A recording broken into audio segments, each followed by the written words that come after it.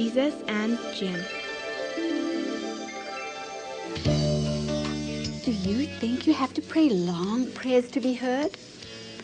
Well, let's see in this true story that I'm going to tell you. It's about this shabby old man who went into this church every day at the same time.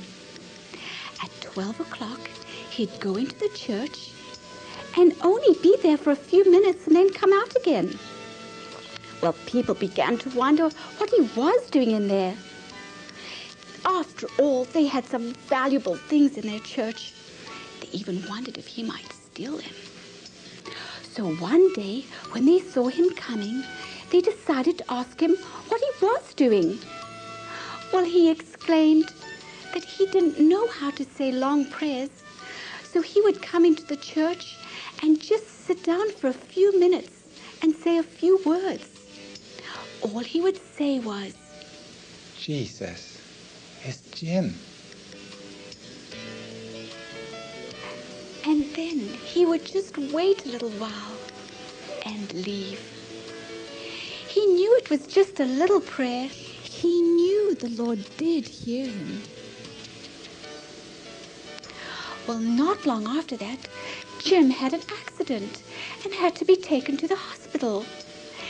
There he had such a wonderful effect on people and made them all so happy. He changed the whole spirit of the hospital.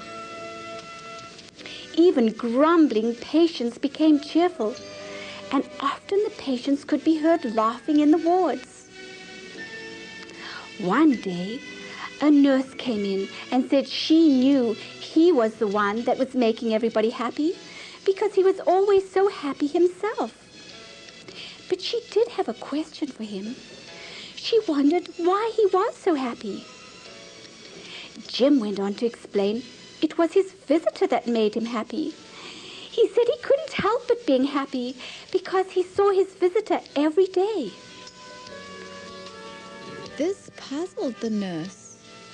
Your visitor, she asked, because she noticed that Jim's chair was empty on visiting days, for he was a lonely man with no relatives. But when does your visitor come, she asked.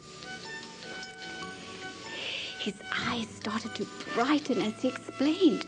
Every day my visitor comes.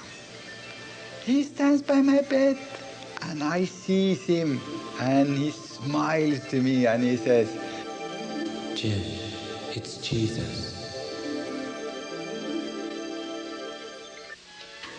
So the Lord did hear his little prayer, didn't he?